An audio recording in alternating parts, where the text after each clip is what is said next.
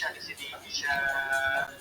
Kapan batasnya malam ini? Batas malam itu ketika malam mulai habis muncul fajar. Ya. Lihat kalimatnya. Minal khairil aswadi minal fajar. Fajar. Ini saya tuliskan lain. Malam. Membentang dari sini sampai ke fajar. Waktu singkat menjelang fajar sekitar 30 menit, 15 sampai 30 menit. Disebut dengan sahar namanya, sahar. Jamaknya disebut dengan ashar. Fokus. Malam, lail.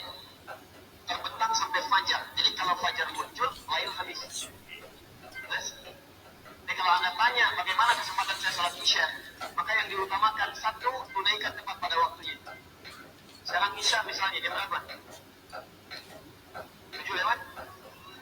Baik, di Bekasi 7 lewat 7 misalnya kan? Baik, 19 bisa di sini lewat 5. Maka ketika muncul adzan, Allahu Akbar menutup pada waktunya, maka dimulai salat isya. Terbentang luas. Terbentang luas. Tapi keluasan ini pun diikat dengan waktu yang paling utama. Yang paling utama, tunaikan tepat waktu. Kalau Anda terbiasa tahajud, takut kehilangan tahajud, boleh kemudian Anda jadikan salat isya diakhirkan. Kalau Anda terbiasa tahajud, ingat, hadis mengakhirkan salat isya itu adalah hadis yang disampaikan kepada Nabi ketika meminta orang ini, khususnya sahabat Umar bin Khattab. Stop. Kalian harus tahu bahwa SEA Games ini adalah SEA Games terburuk sepanjang masa. Ya, SEA Games 2019. Nah, kenapa bisa dikatakan seperti itu? Karena ada 4 hal yang sangat memalukan di SEA Games 2019. Yang pertama, aplikasi SEA Games yang tidak bisa terinstall. Sebenarnya aplikasi SEA Games ini sudah ada dan bisa dilihat di App Store maupun Play Store, tapi tidak bisa diinstal. Karena kita tidak bisa akses. Yang kedua, ruang konferensi pers yang seperti itu.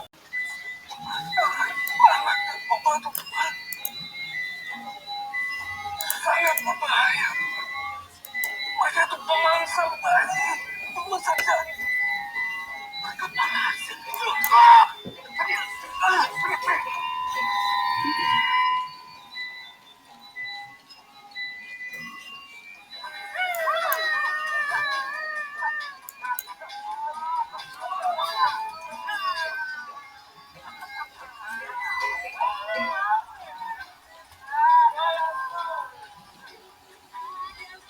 Gabung, Pak. Silahkan dilanjut lagi.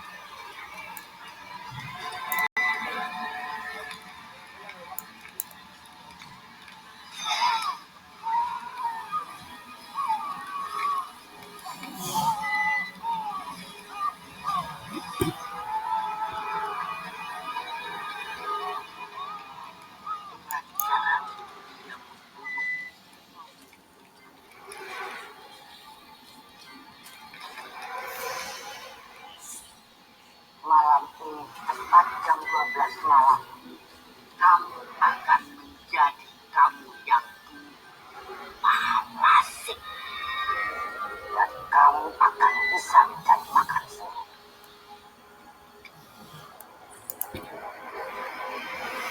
Ingat, apa yang manusia itu lakukan terhadap ibu kandungnya.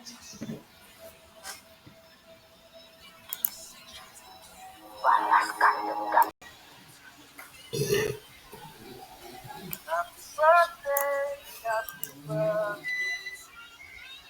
Happy birthday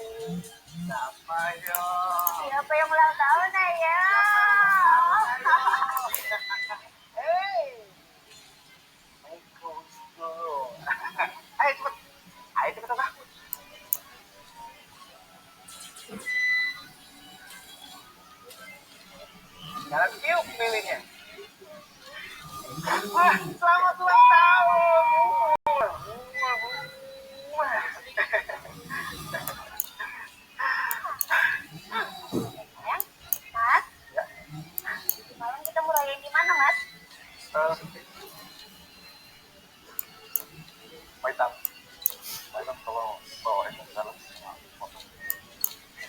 Ayo. Nah, Papa minta maaf dulu nanti malam Papa nggak bisa karena Papa harus ke luar kota. Kok mendadak sih, Mas? Ini karena donatur utama kampanye, Pak. Dia minta untuk ketemu malam ini. Pak. Mau ikut? Mama gimana? Jangan. Nggak mungkin kamu ikut dong. Kita boleh terbang, nggak boleh masuk pesawat. Ah, Mas, aku nggak mau kamu tinggal sendirian. Aku takut, Mas. apa sih yang mama takutin? Kan ada Marita, ada Eva. Ya, kamu ngerti dong.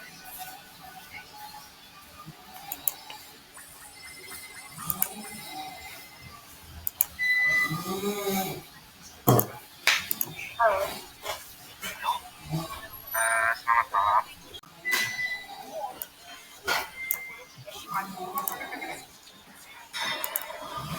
Malam ya.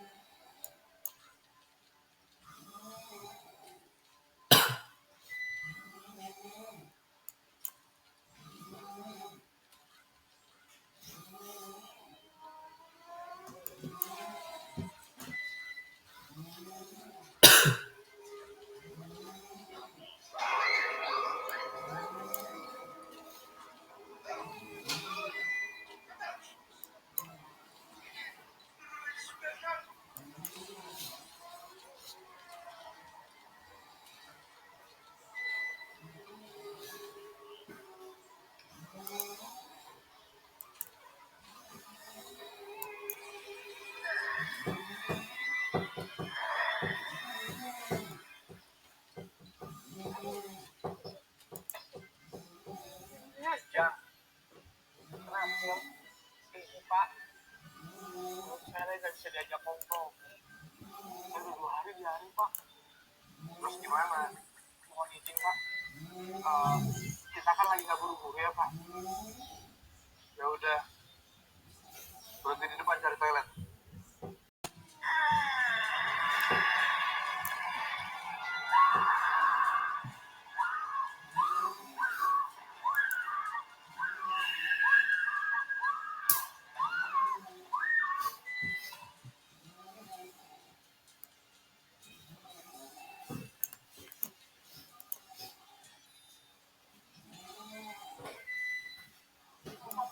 Pak,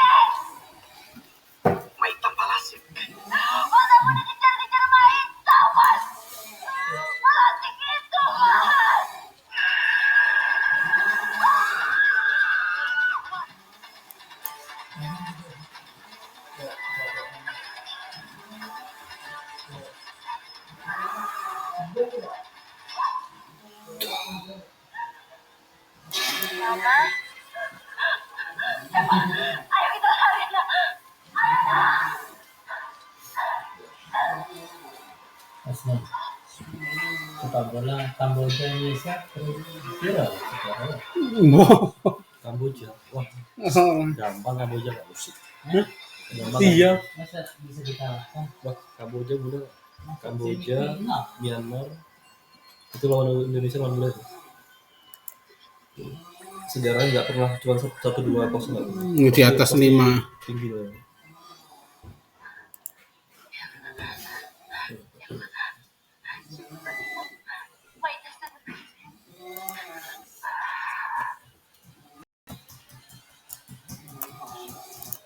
Kalau putri hilang, berarti biar sama bapak-bapaknya juga ikut hilang dong.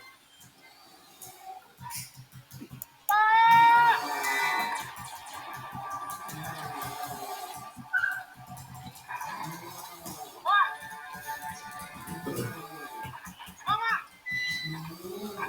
Eva! Mama!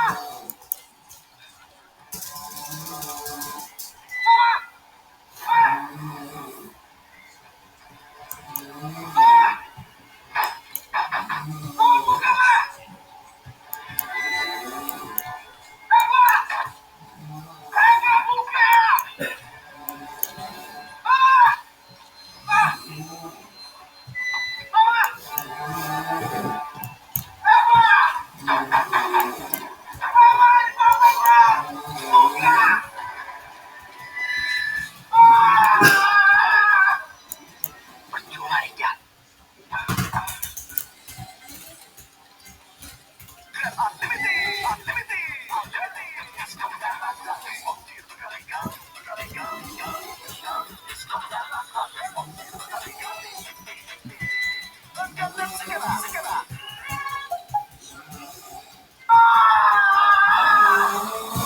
Percuma Rija.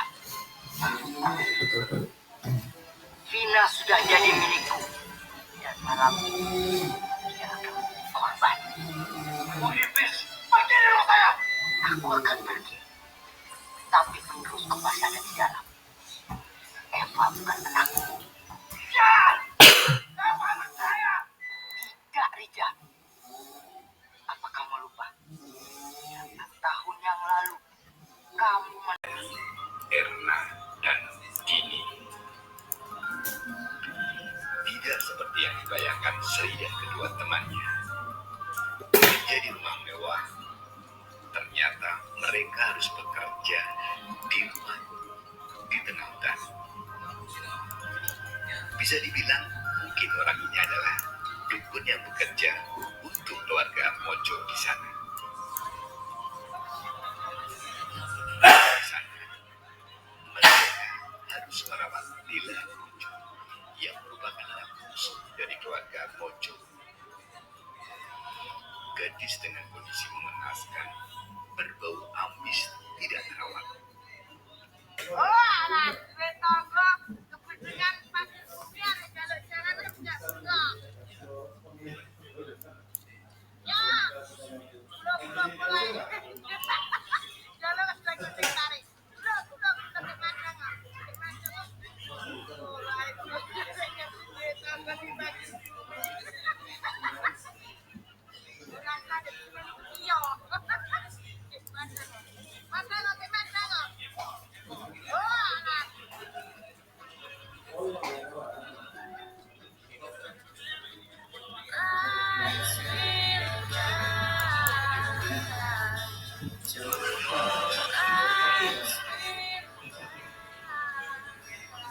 Makanya kalau sampai ngaji usul fikih itu ada kitab usul fikih namanya Lubul Usul, itu terkenal sekali di pesantren itu.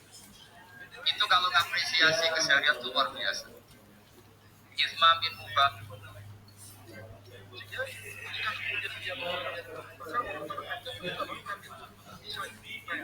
Maka memang dia bisa fokus ke dia, tapi lebih lain karena dia bilang kasus ekstrim, kasus yang memang tidak menjadi dia bisa dilegalisir. Maka betul kita sebagai masyarakat tidak panik karena kejadian seperti itu. Dia membedakan dia karakternya sebagai seorang pembunuh saja dan pembunuh dengan mutilasinya apa sih maksudnya.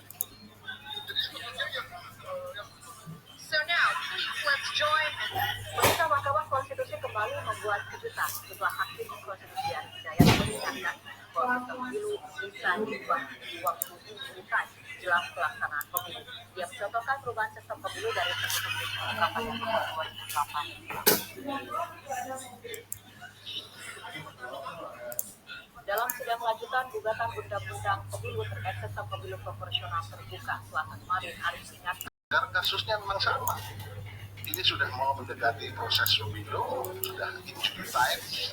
pemirsa Mahkamah Konstitusi kembali membuat Inilah Hussein Ali Tarsanjani ketika ditemui di rumahnya di Bandung, Jawa Barat. Sudah beberapa bulan terakhir, Hussein tidak mengajar di SMP Negeri 2 Pangandaran. Tempatnya mengabdi sebagai aparatur sipil negara. Hussein tidak mengajar setelah laporannya soal pungutan liar di website lapor.go.id diketahui pihak Badan Kepegawaian Pemerintah Sumber Daya Manusia di KPSDM Kabupaten Pangandaran. Yang dipilih. Kasus ini bermula ketika Hussein yang Nah ini lagi kerja. Nah ini lagi kerja. Pada Oktober 2021. Namun dalam kegiatan yang sudah dianggarkan itu, Hussein diminta membayar uang transport sebesar Rp270.000. Di tengah acara, dia juga masih disuruh membayar Rp310.000, peruntukannya tidak diketahui. Pungutan ini yang kemudian dilaporkan ke website lapor.go.id. Atas laporan ini, Hussein kemudian dipanggil dan disidang oleh pegawai di bagian BKPSDM.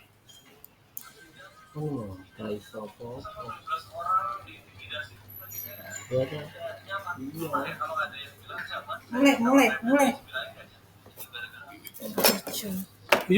Yora. Minta teke tisu Chan.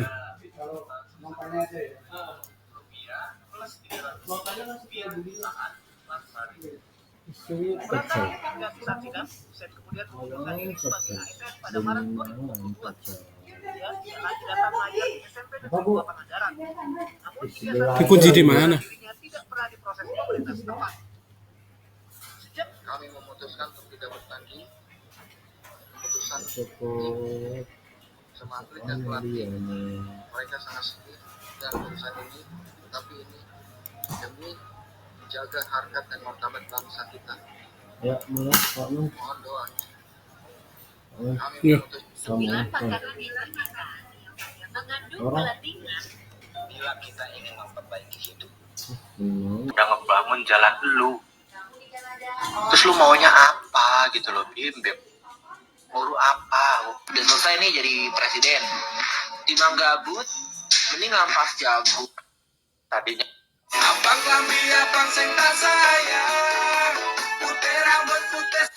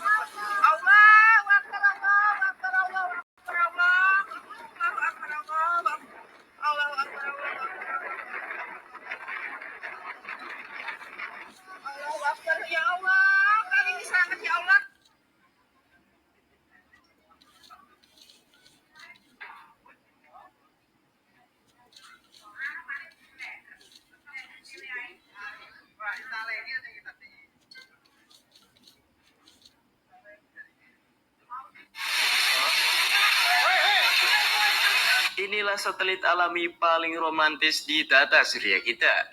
Nah, satelit yang dimaksud adalah satelit Sharon. Beliau ini merupakan satu dari 5 satelit alami milik Pluto. Sebuah objek yang gagal menjadi planet karena gak punya orang dalam. Nah, yang unik adalah jarak keduanya ini sangat dekat macam bocah SMP yang lagi pacaran. Sharon dan Pluto begitu dekat karena mereka membentuk sistem biner, yang berarti bahwa keduanya saling berputar mengelilingi titik pusat massa yang terletak di antara keduanya. Bentuk Sharon ini mirip seperti bulan, ya walaupun menurut saya agak mirip bola plastik yang masuk comberan. Walaupun begitu, Pluto selalu menerima kekurangan Sharon. Lah, orang dianya aja punya 5. Nggak kayak lu, Bang. Iye, sembarangan Anda ya. Inilah satelit alami paling romantis di... Assalamualaikum warahmatullahi wabarakatuh. Ada yang komen seperti ini, NU gagal paham hadis. Oke, satu kalimat buat yang komen. Cara paling licik untuk memuji kelompoknya sendiri, membangga-banggakan kelompoknya sebagai kelompok yang paling benar, yang paling paham hadis, dan juga cara untuk menambah pengikut adalah dengan cara merendahkan kelompok yang lain, dan dia nggak sadar bahwa kelompok yang direndahkan itu adalah kelompok yang isinya adalah para ulama yang dia itu memang lebih paham masalah hadis dan tidak membutuhkan cara licik untuk menambah pengikut, karena memang kelompok yang direndahkan itu adalah kelompok mayoritas di negara kita, Indonesia. Jadi teman-teman bisa menilai tentang karakter, akhlaknya, adatnya, dan kelompok dari mana orang ini. Mudah-mudahan dia mendapatkan hidayah. Amin ya rabbal alamin. Mas mbak tulung lek tuku paket iki yo sing pengertian. Mosok tuku pura-pura lek ini kira lagi jalan dadi dengan wak janji iki piye lek ngoto. Itu acara Guyon Maton Cak Percil ya. Iki dadi Berusia lebih dari 100 tahun, jembatan saluran air di Kabupaten Malang ini masih berdiri kokoh hingga saat ini.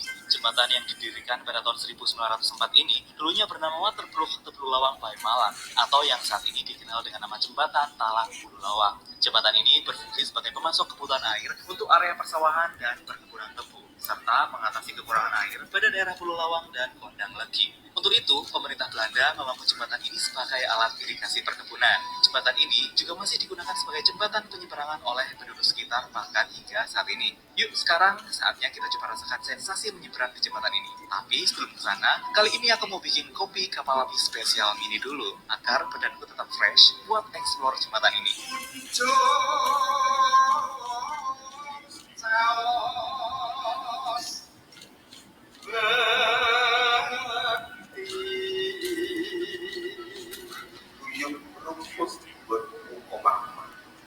Langgeng lestari Abdul Sopo Dindo Cina Keting Karaharja Allah kita keparingkan kegrahan dan mas ujung kanjane to iki ngawas pas pondok panjenengan lahir pas kita panjenengan eksik ora mecah gendi pratolo nanging.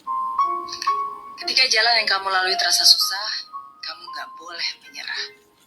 Ketika semua suara membuat kamu ragu, kamu harus tetap maju. aromaterapi mobil. Harumnya aromaterapi ini sekali kita buka pintu, mobil langsung kecium aroma wangi gitu.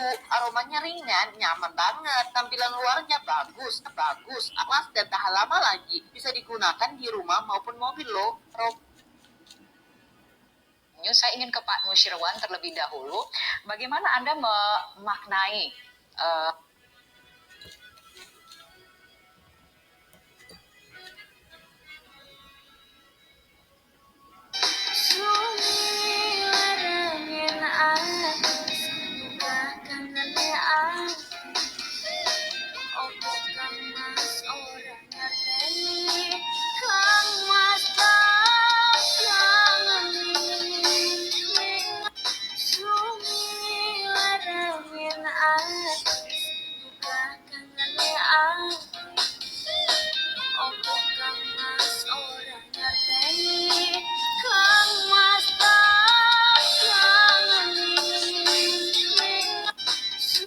Para pemimpin negara ASEAN menyepakati untuk mulai meninggalkan dolar Amerika Serikat. Hal ini tercantum dalam hasil konferensi tingkat tinggi atau KTT ASEAN 2023. Negara-negara ASEAN sepakat untuk memperkuat penggunaan mata uang lokal atau local currency transaction, dan para kepala negara juga menugaskan. Alhamdulillah Mas Bro, harus paling kita itu.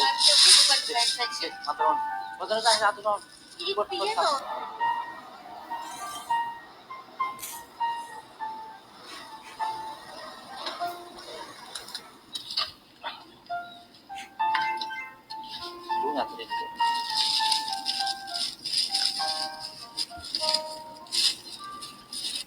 Kanggo sing ngomong percuma duwe sembarang kalir tapi yo angsuran tapi yo utangan. Ngene lho bolo. Wong koyo aku ini iki ngomong Mas Sony Jobo ABM audio sak paket di karo AR.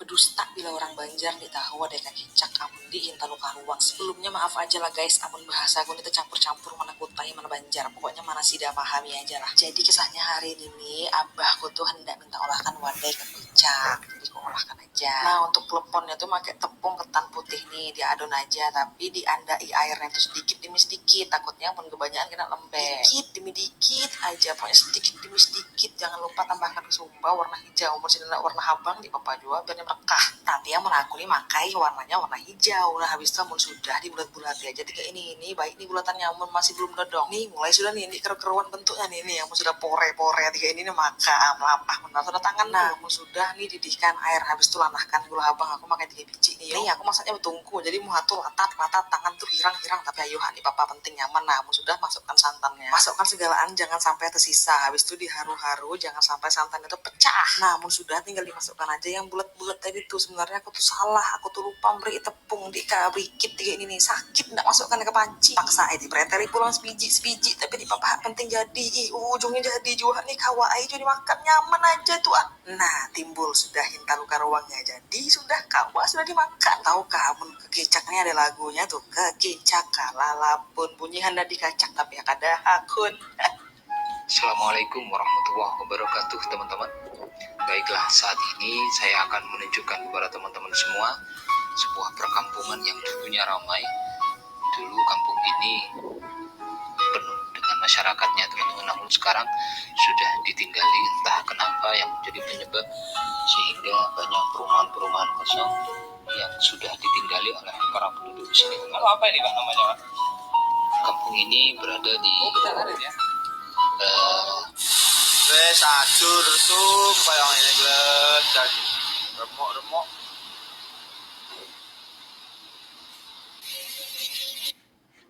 Sahabat PUPR pasti penasaran juga kan gimana para pekerja IKN akan tinggal pada saat membangun IKN Nusantara.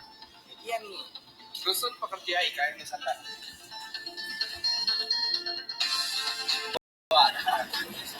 Ya, lihat. 4 lantai. Udah ada kurang lebih 300 orang. Jadi kan dalam konteks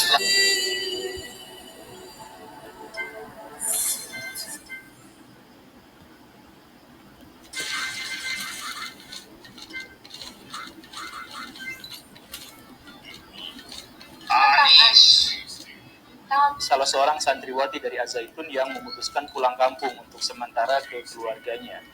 Keluarganya mengira bahwa sikap anak ini menjadi agak lain, agak berbeda, agak menjauh dan tidak seriang seperti sebelumnya, sebelum masuk ke Az-Zaitun.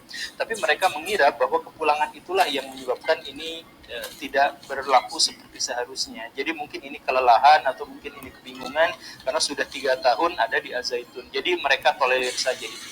Tetapi ada sebuah tragedi di hari berikutnya, keesokan harinya. Jadi si anak itu, yang perempuan itu, dia celingukan, bingung gitu. Kemudian bertanya kepada ibunya, "Ibu lihat baju-baju saya enggak?" Kemudian si ibu ya seperti biasa saja bilang, "Barusan ibu cuci, karena kan udah kotor gitu." Nah si santriwati itu mendadak merah padam wajahnya, kemudian membentak ibunya, "Ibu berani-beraninya megang baju saya, kenapa bisa seperti itu? Ibu kan masih kafir, masih najis. Kok baju saya dinajisin sama ibu? Mana bajunya?" Diambillah bajunya yang ada di cucian itu, kemudian dibakar. Gara-gara ibunya itu katanya masih kafir, masih najis. Si ibu tentu saja shock pada waktu itu. Kenapa bisa seperti itu? Kamu dapat ajaran dari mana? Kenapa saya dikafir-kafiri? Saya ibu kamu. Kemudian si anak itu mengatakan bahwa wilayah muslim seluruhnya itu harus ada di bawah sebuah negara. Siapapun yang ada di bawah negara Islam yang menjalankan syariat Islam, maka dia muslim, dan siapapun yang ada di luar negara Islam, negara togut seperti Indonesia ini, maka semuanya adalah kafir. Si ibu nangis, si ibu panik, ngomong ke ayahnya, si ayahnya langsung nyari bantuan, dan cerita ini sampailah ke Pak Atian Ali Dai, seorang dai yang sangat keras, sangat tegas kalau urusannya adalah kemungkaran dan kesesatan. Mendengar cerita itu, Pak Atian Ali langsung membuat sebuah investigasi, Ya Bapak, Assalamualaikum. Yo, Pak Mal. Bun, Iya, Pak. itu Pak Samsuri mau bikin, Pak Samsuri mau bikin mie, tapi stoknya habis, pas nanti di PSBGO aja. Oke. WHO aja. Iya. Nanti kasih aja mie goreng apa-apa, mie kuah itu terus. Ya cabenya juga, kalau bawang merah, bawang putihnya sama telurnya kalau belum kan kayak gitu. Kita kan cuma orang tua awet aja kan. Oh, iya kalau orang tua itu jangan makan mie sebenarnya. Hah? Enggak, tadi juga udah pesen tapi orang di 9 pesantren yang merekrut orang-orang untuk menjadi separatis, untuk membuat orang-orang mengkafirkan semua di luar golongannya, di luar kelompoknya. Lu kafir, dan mereka semua orang-orang itu secara berkala masuk ke kampung-kampung, masuk ke kota-kota untuk merekrut anggota, untuk merekrut jamaah, untuk diambil uangnya, dan kemudian untuk dicuci otaknya. Mereka biasanya punya modus bahwa kalau kalian hidup di Indonesia, Indonesia itu kan tidak menjalankan syariat Islam. Kalau tidak menjalankan syariat Islam, berarti pemimpin Indonesia itu bukan imam kaum muslimin. Sedangkan di dalam Islam dikatakan bahwa orang Islam itu harus memiliki jamaah. Hanya itulah yang selamat. Jamaah itu dipimpin oleh seorang imam, yang tentu saja itu sesuai syariat. Kalau misalkan dipimpin sama presiden, yang dia dipilih oleh muslim dan non-muslim dan tidak menjalankan syariat Islam, maka presiden itu kafir. Kemudian orang-orang yang tunduk taat pada peraturan-peraturannya juga adalah kafir. Nah, biasanya doktrinnya itu adalah seperti itu.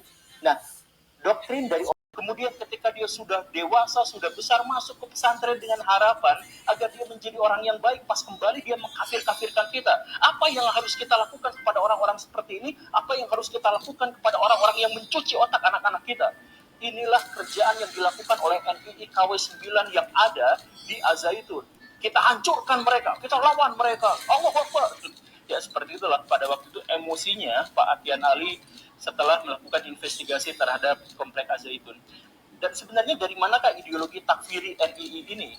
Ya banyak orang yang menyatakan atau menyebut atau yang mengambil kesimpulan bahwa NII KW 9 itu sebenarnya adalah kelanjutan dari ideologi DITI Kartosuwiryo. Makanya adanya pusatnya di Jawa Barat, karena Kartosuwiryo dulu melakukan pemberontakan terhadap Indonesia juga di Jawa Barat.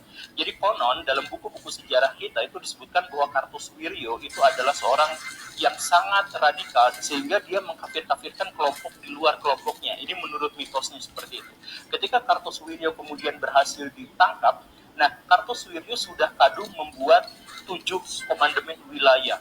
7 komandemen wilayah itu adalah wilayah negara Islam Indonesia, tetapi yang tidak terendus, tidak diketahui, dan ilegal dari negara yang kita kenal sekarang. Jadi ada negara bayangan, negara di dalam negara, begitulah. Nah, dari komandemen-komandemen wilayah yang tadi itu, tidak banyak yang berkembang. Yang berkembang justru adalah munculnya komandemen wilayah 8 dan komandemen wilayah 9. Wilayah 8 itu ada di Lampung dan wilayah 9 itu ada di Jawa Barat. Nah, wilayah komandemen wilayah 9 ini ketika di bawah pimpinan Abu Toto atau yang kemudian dikaitkan dengan Panji Gumilang, pemimpin pesantren Al-Zaitun yang sekarang, beliau ini sangat ahli, sangat jago dalam mengumpulkan uang, sangat jago dalam mendoktrin orang, dan sangat jago melobi tokoh-tokoh terkemuka, tokoh-tokoh politik dan tokoh-tokoh perwira tentara. Nah, dari situlah kemudian Al-Zaitun mendapatkan sejumlah besar uang sampai berhasil mendirikan pondok pesantren terbesar di Asia Tenggara yang namanya Al-Zaitun itu. Nah, pemimpin dari dinas intelijen di Indonesia. Ini kan benar-benar sangat luar biasa, kok bisa seperti itu. Apakah ini hanya memang hubungan pertemanan atau telah dicuci otaknya oleh Panji Gumilang, atau sebenarnya ada banyak tokoh-tokoh di pemerintahan Indonesia yang sebenarnya berafiliasi atau bergabung dengan NII KW 9 ini? Kita tidak mengetahuinya, tapi banyak sekali tokoh-tokoh yang seperti itu. Anas Urbaningrum itu bolak-balik datang ke sana. Kemudian banyak tokoh-tokoh perwira militer juga yang katanya sudah datang ke sana dan ngasih sumbangan miliaran rupiah. Bahkan ada anggota DPRD yang menyalahgunakan uang anggaran negara untuk dihibahkan kepada pesantren ini. Jadi korupsi untuk dihibahkan kepada pesantren ini. Luar biasanya apa? Luar biasanya adalah ketika anggaran yang disalahgunakan itu diketahui, ada ratusan miliar yang dimasukkan ke Al-Zaitun itu, kemudian dicari, kemudian diajukan hak angket, ayo kita selidiki, lalu Partai Demokrat langsung memagari. Udah, selesai di sini, jangan diselidiki kasus dana ini, saluran dana ini terhadap Al-Zaitun. Apakah ini benar-benar aneh? Apakah ini cukup mengherankan buat Baraya? Ada kasus lain lagi. Halo, assalamualaikum, salam wong gunung. Pak Ibu, sedulur-sedulur, saya berada di area persawahan niki. Jadi niki adalah saluran air proyek tol Jogja Solo. Dan niki apabila saluran air niki sudah selesai, nanti tinggal pemasangan pagar pembatasnya nggih Pak Ibu, sedulur-sedulur, dan Kalau nak nerang ya. Oke. Anjing itu nggak pernah lah dalam semua bro. Ibu udah terang itu kan. Dari kiai sini ada terus dari ilmu kelas. Salah satu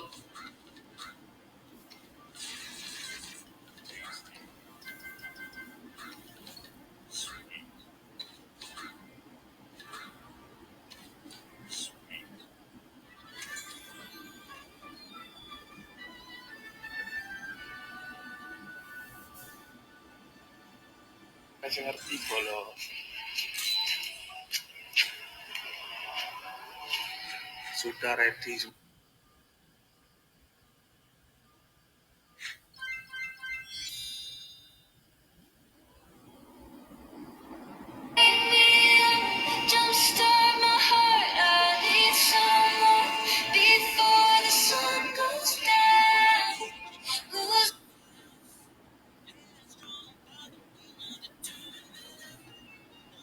Akhirnya timnas Indonesia kita nggak mengikuti acara pengalungan medali dan hanya mendapatkan medali perak. Yang bikin kagetnya lagi adalah diadakan lagi pertemuan yang melibatkan semua pihak timnas dan pihak penyelenggara SEA Games 2023. Hasilnya kedua timnas mendapatkan emas guys. Dan alasan SEA Games memberikan emas ke kedua timnas ini agar menjaga hubungan antara Indonesia dan Singapura. Nah, menurut kamu gimana guys? Selamat datang meneh di dapur